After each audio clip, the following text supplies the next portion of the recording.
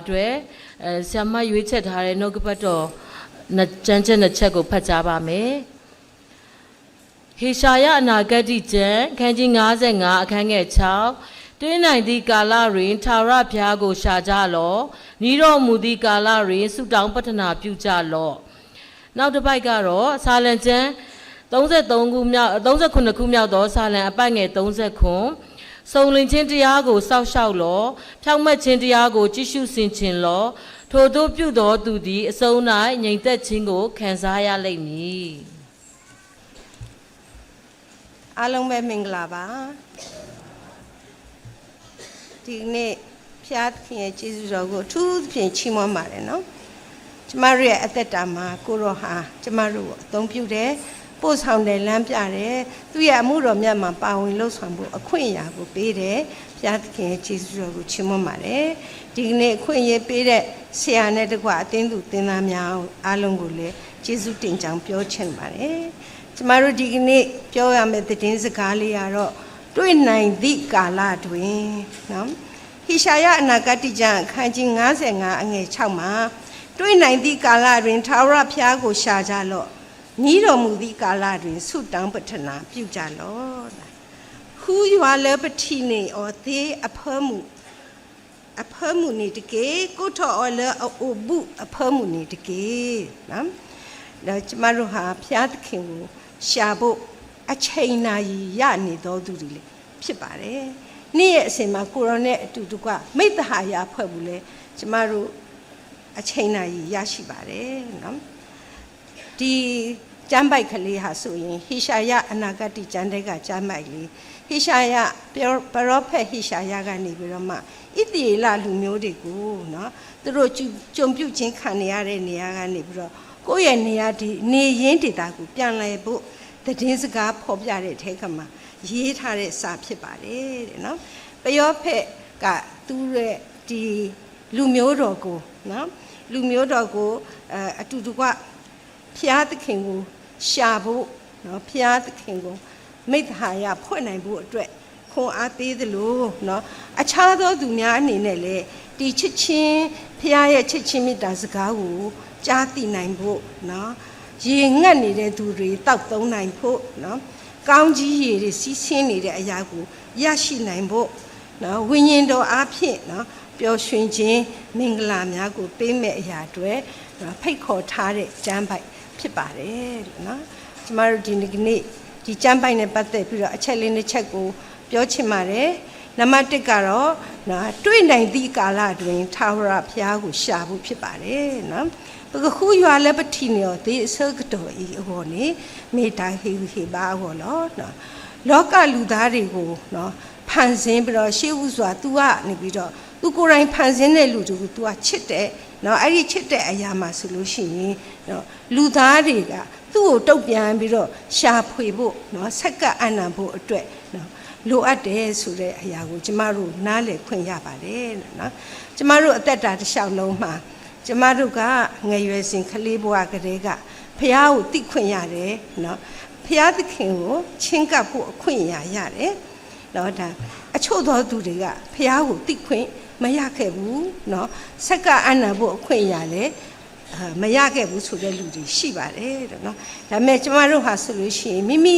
တို့ရှားဖွေဇရာမလိုလောက်အောင်နော်ကိုယ့်ကိုသိနေတဲ့ဖះ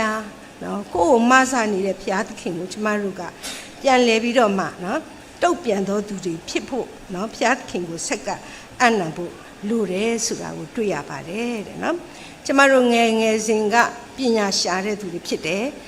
ပညာကိုရှာပြီးတော့တစ်နေ့တစ်နေ့နော်ဘုရားရဲ့မေတ္တာကိုသိလာတယ်ကျမတို့လိုအပ်တဲ့အရာတွေကိုဖြစ်စည်းပေးခဲ့တဲ့ဘုရားသခင်ဟာအချိန်တန်အရွယ်ရောက်လာတဲ့အခါမှာကျမတို့ဟာနော်လုပ်ငန်းခွင်ကိုဝင်ရောက်ရတယ်စီးပွားရေးတွေလှုပ်ဆောင်ရတယ်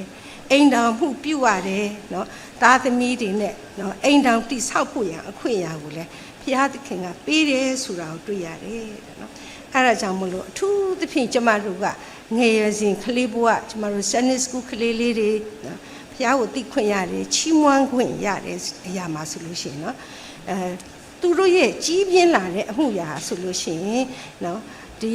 ခိုင်ခန့်တဲ့အရာကိုတိဆောက်ရတဲ့ အသက်တာကိုတိဆောက်ခွင့်ရလာတယ်ဆိုတာကိုကျမတို့တွေ့ရတယ်တဲ့နော်ဒါပေမဲ့အသက်တာမှာလိုင်းလုံးကြီးတွေနော်ပြင်းထန်တဲ့အရာတွေကိုခံစားရတယ်အဲ့ဒီခါမှာဆိုလို့ရှိရင်လေ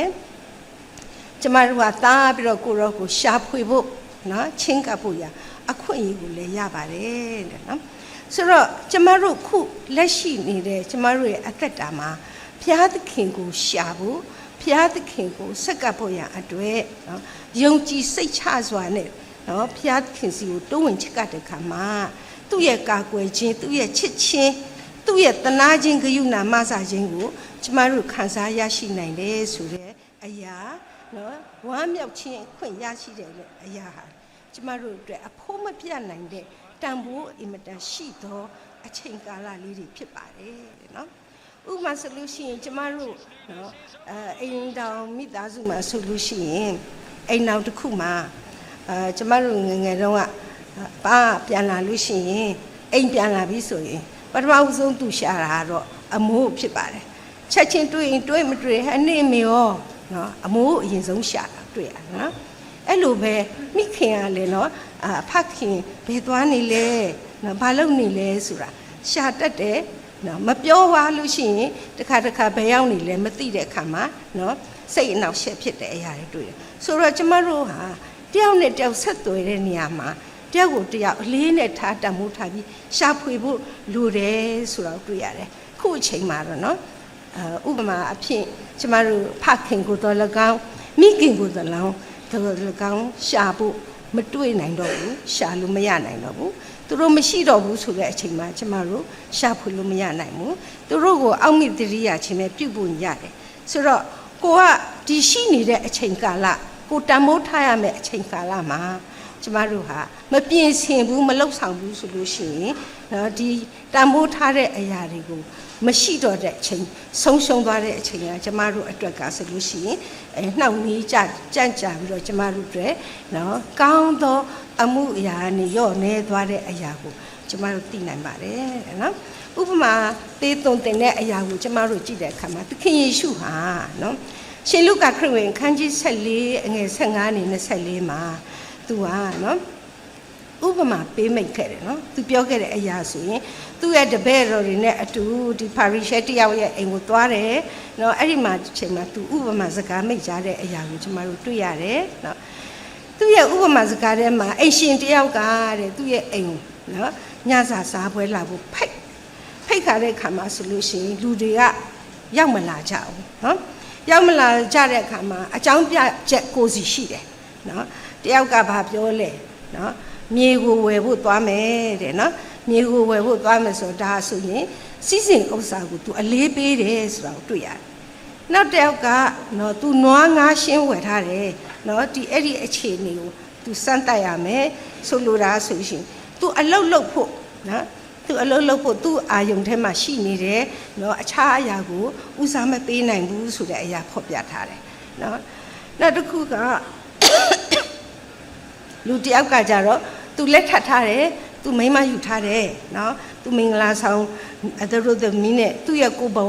ပိုင်ဘဝအတွက်သူအလုပ်များနေတယ်နော်အဲ့ဒီခါကျတော့မလာနိုင်ဘူးပေါ့နော်ဆိုတော့ဖိတ်တဲ့အိမ်ရှင်ကဘယ်သူမှမလာဘူးဘာဖြစ်တာလဲဆိုစိတ်ဆိုးပြီးဒေါသထွက်တယ်အဲ့တော့ခုနသူ့ရဲ့အိမ်ကလူကဘယ်လိုပြောလဲလူတွေကအလုပ်များနေကြတယ်မလာနိုင်ဘူးဆိုအဲ့ဒီခါမှဆိုလို့ရှိရင် तू ကဘယ်လိုပြောလဲနော်အခြားလူတွေမလာနိုင်တဲ့လူတွေနေပါစေထပ်ပြီးတော့လည်းမခေါ်နဲ့တော့နော်အဲလမ်းပေါ်မှာတွေ့တဲ့များလူတွေအကုန်ခေါ်လာခဲ့နော်အကုန်ခေါ်လာခဲ့ပြီးတော့ဒီလူတွေနဲ့နော်တူတကွညစာစားပွဲပြုမယ်လို့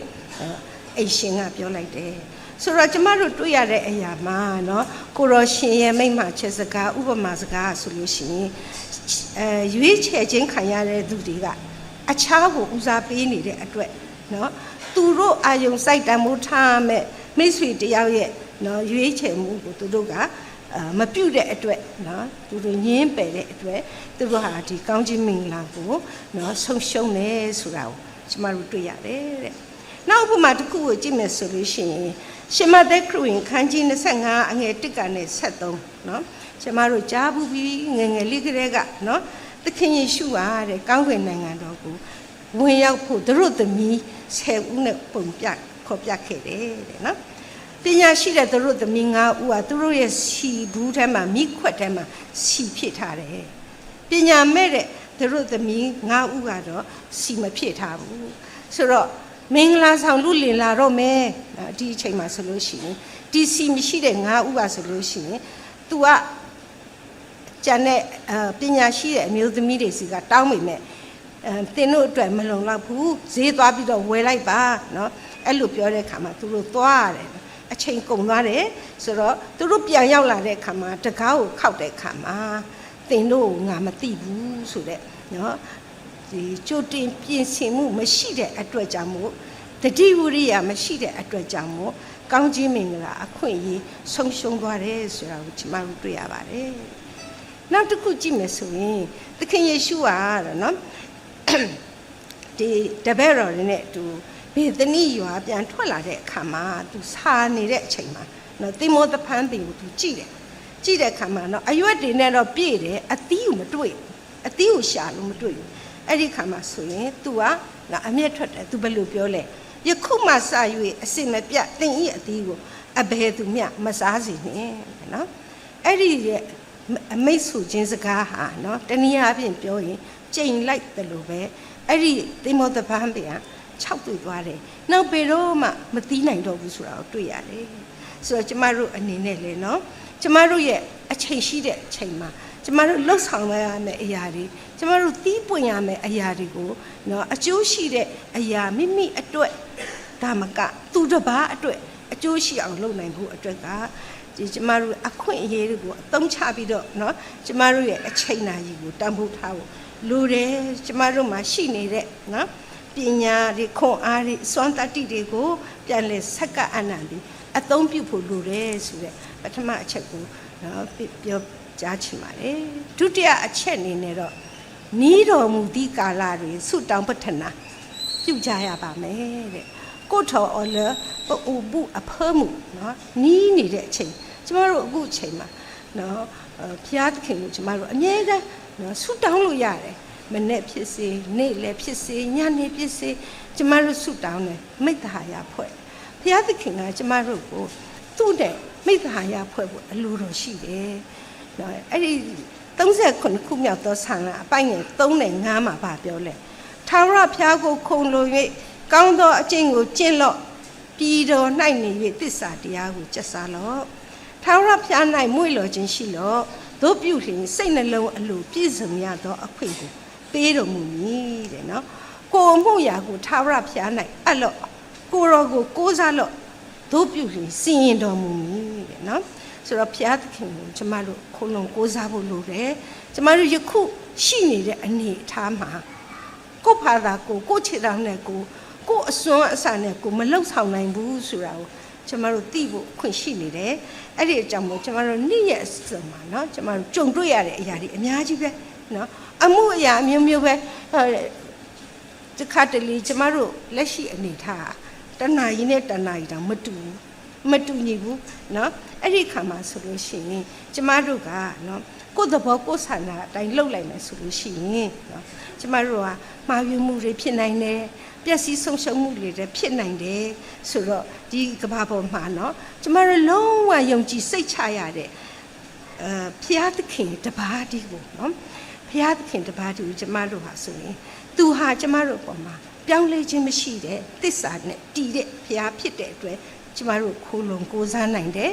ယုံကြည်စိတ်ချနိုင်တယ်မိတ္တဟာယဖွဲ့ပြီးတော့ဆုတောင်းနိုင်တယ်တဲ့เนาะအခုအချိန်မှာကျမတို့အခက်အခဲတွေရှိတယ်เนาะတခါတလေကိုမတွေးမထင်တတ်တဲ့အခက်အခဲတွေဘုံကနေတိုင်းကနေလည်းရောက်လာတတ်တယ်နော်ဘယ်အရာကိုမှကျမတို့စိတ်ချလို့မရဘူးနော်ကျမတို့အသက်အရွယ်ကြီးတဲ့အချိန်လူကြီးတွေမပြောပါနဲ့ဟိုးကလေးငငယ်လေးကအစနော်သူတို့ရဲ့လှုပ်ဆောင်ရမှုသူတို့ရဲ့နော်ပညာရေးအချိန်ကာလသူတို့လှုပ်ဆောင်နေတဲ့အချိန်ကာလမှာတင်နော်ဒီအခက်အခဲတွေနော်ဒုက္ခတွေဘေးအန္တရာယ်တွေကိုတွေ့ကြုံနိုင်တယ်ဆိုတဲ့အရာကျမတို့နေ့အစဉ်မှာသတင်းစကားတွေဖတ်နေရတယ်သိနေရတယ်ကြားနေရတဲ့အရာဖြစ်ပါတယ်ဆိုတော့ကျမတို့ကခန္ဓာကိုယ်အနေနဲ့ခွန်အားနော်တည်တံ့မှုခွန်အားရှိနေဖို့ ဒါမကဘူးကျမတို့အတွင်းလူသားလို့ခေါ်တယ်ကျမတို့အတွင်းမှာရှိတဲ့အရာဝိညာဉ်ဟာလည်းခိုင်ခန့်ပြီးတော့မှနော်ခွန်အားတိုးပွားနေဖို့လိုတယ်ဆိုတာကိုကျမတို့တွေ့ရတယ်နော်ဆိုတော့ကျမအနေနဲ့အနေငယ်သက်သေခံခြင်းကဒါကတော့ဒီဇင်ဘာလထဲမှာနော်ကျမဟာစစ်ချက်အဖြစ်3လတစ်ချိန်သွေးစစ်ရတယ်စစ်ချက်အဖြစ်ကတိတ်မကောင်းဘူးနော်ဆရာဝန်ကမကြိုက်ဘူးကျမလည်းစိုးရိမ်တယ်တိတ်မကောင်းတဲ့အခါကျတော့ तू ကနောက်တစ်လกว่าရင်ပြန်စစ်မယ်အဲ့ဒီခါကျမနော်ဖះကိုကျမဆုတောင်းတယ်ဆုတောင်းလိုက်ပြီးကျမတောက်ရတဲ့ဆေးတွေအများကြီးကိုရှော့ချပလိုက်တယ်ဒီဆေးတွေကကျမကိုကောင်းတဲ့အရာပေးတာရှိတယ်လို့ဆိုးတဲ့အရာလည်းပေးနိုင်တယ်ဆိုတာကိုကျမသိတဲ့အတွက်နော်အဲ့ဒီမှာဆိုရင်နောက်ကျမတို့ရဲ့မိတ်ဆွေတွေနော်ညီအမတွေမိတ္တကဟာရတွေအကုန်လုံးဆုတောင်းခြင်းနဲ့ကျမကိုပို့တယ်နော်ဆုတောင်းပေးတယ်သူတို့ရဲ့တတိယဆုတောင်းခြင်းအထဲမှာကျမနာမည်ပြပြီးထည့်ပေးတယ်အင်မတန်ကျေးဇူးတင်စရာကောင်းသောမိတ္တဟာရဖွဲ့ခြင်းများဖြစ်ပါတယ်နော်ဒီတလ January လထဲမှာဆေးပြန်စစ်တဲ့ခါမှာနော်အောစရာကောင်းလာအောင်နော်ဒီသွေးဖြေလည်းပြန်ကောင်းတယ်စီးဖြေတွေလည်းပြန်ကောင်းပါတယ်လို့နော်အဲ့ဒီခါမှာကျေးဇူးတော်ကိုကျမတို့ချီးမွမ်းခွင့်ရတယ်နော်ကျမတို့တယောက်နဲ့တယောက်နော်ဆက်နွယ်နေတဲ့ဂျိတ်ဆက်နေတဲ့မေတ္တာတရားနဲ့ဆုတောင်းခြင်းမေတ္တာရဖွဲ့ခြင်းအမှုအရာအဖြစ်ကျမတို့ဟာဆိုလို့ရှိရင်ဒီဒုက္ခဘေးအန္တရာယ်ကနေကိုယ်ကနိုင်တယ်ဘုရားသခင်ကဆုတောင်းတာကိုနားညောင်းပြီးတော့အပြည့်ပေးတယ်ဆိုတာကိုကျမလက်တွေ့ခံစားရခြင်းဖြစ်ပါတယ်လို့နော်အဲ့ဒီခါမှာဆိုရင်နော်39ခုမြောက်ဆာလံအပိုင်ငယ်23-24မှာဘယ်လိုပြောထားလဲကောင်းသောသူဤခြေရာတို့ကိုထာဝရဘုရားသည်ပက်ပြင်၍သူသွားရာလမ်းကိုနှစ်သက်တော်မူ၏ထိုသူသည်လဲတော်လဲဆုံးရာသို့မရောက်ရအကြောင်းမူကားထာဝရဘုရားသည်သူဤလက်ကိုကင်တော်မူ၏တဲ့နော်ဆိုတော့ကျမတို့ကလူသားတွေဖြစ်တယ်လူစားတီရှိတယ်ကောင်းသောသူတွေမဟုတ်ဘူးကောင်းသောသူတယောက်မှမရှိဘူးเนาะဒါပေမဲ့လေကိုတော်အားဖြင့်ကိုတော်ကကျမတို့ကိုသူ့ကိုဆက်ကပ်အနန္တကမှာကျမတို့ကကောင်းသောသူဖြစ်တတ်မှတ်တယ်เนาะကောင်းသောသူเนาะဆေးကြောတန့်စင်ပြီးတော့အပြစ်တင်ခွင့်ကင်းသောသူများအဖြစ် तू ကတတ်မှတ်တယ်เนาะ तू တတ်မှတ်ပြီးတော့သူ့ရဲ့ဂရုဏာနဲ့လွှမ်းခြုံထားတဲ့အခါမှာကျမတို့ကဆိုလို့ရှိရင်သူ့ရဲ့เนาะလက်ကို तू ကကျမတို့ရဲ့လက်ကိုကင်တယ်ဆိုတော့တမန်ကျမ်းစာဟာအင်မတန်မှခွန်အားရစရာကောင်းတဲ့ကျမ်းချက်လေးဖြစ်တယ်နော် तू ကကျမတို့လက်ကိုကင်ဆွဲထားတယ်ဆိုတော့ကျမတို့ကတစ်ခါတလေကြရင်ဖျားကင်ထားတဲ့လက်ကိုကျမတို့ကဖြုတ်ချတတ်တယ်နော်ကျမတို့ကအဝေးကိုသွားတတ်တယ်နော်တန်တရားတွေနော်အမှားယွင်းနေနော်အားနည်းချက်တွေနဲ့ဖျားကကင်ထားတဲ့အရာကိုကျမတို့ဖြေလွတ်လိုက်တတ်တယ်ဒါပေမဲ့နော်ဖရာသခင်ကကျမတို့ရဲ့လက်ကိုကင်ထားတဲ့အရာကိုကျမတို့သိနေလို့လိုပါတယ်နော်ကျမတို့မမစ်မလျော့ပဲနဲ့နော်သူကင်ထားတဲ့လက်ကိုကျမတို့လုံးဝပြုတ်မကြရအောင်နော်ကျမတို့ကင်ထားဖို့လိုတယ်ဆိုတာကိုတွေ့ရပါတယ်39ခုမြောက်ဆာလံအပိုင်ငယ်39မှာနော်စုံလင်ခြင်းတရားကိုစောင့်ရှောက်လို့ဖြောင့်မတ်ခြင်းတရားကိုကြည့်ရှုဆင်ခြင်လို့ထို့သောပြုသောသူသည်အဆုံး၌ငြိမ်သက်ခြင်းကိုခံစားရလိမ့်မည်နော်စုံလင်ခြင်းတရားဟာဘုရားသခင်စီမှာပဲရှိတယ်ဘုရားသခင်ကပြောတဲ့ဒီတမန်ကျမ်းစာကဖော်ပြတဲ့စုံလင်ခြင်းတရားကိုကျမတို့သိရမယ်ကျမတို့စောင့်ရှောက်ရမယ်နော်အဲ့ဒီအထဲမှာဘုရားစီကလာတဲ့ဖြောင့်မတ်ခြင်းတရားနော်ဘုရားအဲ့ဒီဖြောင့်မတ်ခြင်းတရားကိုကျမတို့ကြည့်ရှုဆင်ခြင်ရမယ်အဲ့ဒီလိုပြုတဲ့အခါမှာကျမတို့ဟာအဆုံးမှာငြိမ်သက်ခြင်းကိုခံစားရမယ်တဲ့နော်ဒီအချိန်မှာမငြိမ်မသက်တဲ့အချိန်နော်ခက်ခဲတဲ့အချိန်ဆိုးရွားသောအချိန်ကာလဖြစ်တော်လဲပဲငြိမ်သက်ခြင်းအခွင့်ကိုကျမတို့ရှာဖွေနေတဲ့သူတွေဖြစ်တယ်အဲ့ဒီစုံလင်ခြင်းတရားကနော်ဖြောင့်မတ်ခြင်းတရားကကျမတို့ကိုငြိမ်သက်ခြင်းအခွင့်ပေးမယ်ဆိုတာကိုကျမတို့တွေ့နိုင်ပါတယ်ဆိုတော့ဒီကနေ့နော်ကျမတို့ရဲ့အသက်တာမှာကိုခွန်အားနဲ့ကိုနော်စစ်မှန်တဲ့ဖြောင့်မတ်ခြင်းမရှိနိုင်ဘူးဆိုတာကိုကျမတို့နားလေသဘောပေါက်ပြီဆိုလို့ရှိရင်ဒါဟာကျမတို့လွတ်မြောက်ခြင်းအခွင့်ပဲကိုစုံလင်တယ်နော်ကိုဖြောင့်နှက်တယ်လို့ထင်ခြင်းအခွင့်ရဟာဒါဆိုလို့ရှိရင်ဇာတိသဘောချုပ်နှောင်ခြင်းဖြစ်တဲ့အတွက်ကြောင့်မို့ ကိုဟာနော်ဖြောင့်မတ်တဲ့သူမဟုတ်ဘူးစုံလင်တဲ့သူမဟုတ်ဘူးသို့တော်လေနော်ဖြောင့်မတ်တဲ့သူစုံလင်တဲ့သူတရားကိုပြတော်သူတရားကိုနော်ပို့ဆောင်နေတဲ့သူကျမတို့လက်ကိုကင်ဆွဲထားတဲ့သူဖျားသခင်နော်သူဟာသခင်ယေရှုအားဖြင့်နော်ကျမတို့ကိုစုံလင်သောအရာဖြောင့်မတ်သောအရာကိုပို့ဆောင်တယ်ဆိုတာကိုသိနိုင်ပါတယ်နော်ကျမတို့ဟာဆိုလို့ရှိရင်ကျမတို့ရဲ့နှလုံးသားထဲမှာပြောင်းလဲမှုတွေရှိပါတယ်နော်ဒီနှစ်သစ်ကိုရောက်လာပြီပြောင်းလဲမှုတွေရှိတယ်ဒီပြောင်းလဲမှုတွေထဲမှာကျမတို့ရဲ့ယုံကြည်ကိုးစားခြင်းအမှုအရာမှာဆိုလို့ရှိရင်ကျမတို့ခိုင်ခန့်နေဖို့လိုပါတယ်နော်ကိုရောရှင်နှစ်သက်တဲ့အမှုအရာကိုကျမတို့နှစ်သက်မြတ်မျိုးစွာလှုပ်ဆောင်တဲ့အခါမှာနော်ဘုရားသခင်သားသမီးတွေဖြစ်ခွင့်ရတယ်နော်ကိုအတွက်တာမကဘူးသူတစ်ပါးကိုလည်းအကူအညီဖေးမှပြုခြင်းနော်အကျိုးကျေးဇူးပြုသူများဖြစ်ဖို့နော်ကောင်းကြီးမင်္ဂလာကိုခံယူတဲ့သူများဖြစ်ဖို့ကျမတို့နော်လှုပ်ဆောင်ရမယ်အားထုတ်ရမယ်စူးစမ်းရမယ်ခုလုံကူးစားရမယ်ဆိုတဲ့အရာကိုဒီကနေ့နော်ကျမတို့ကျမ်းစကားအဖြစ်သိနိုင်ပါတယ်နော်အဲ့ဒါကြောင့်မလို့နော်ကျမတို့ဟာဆိုဒီနေ့တွေ့နိုင်တဲ့ကာလနော်ကျမတို့တွေ့နိုင်တဲ့အချိန်ရှိတယ်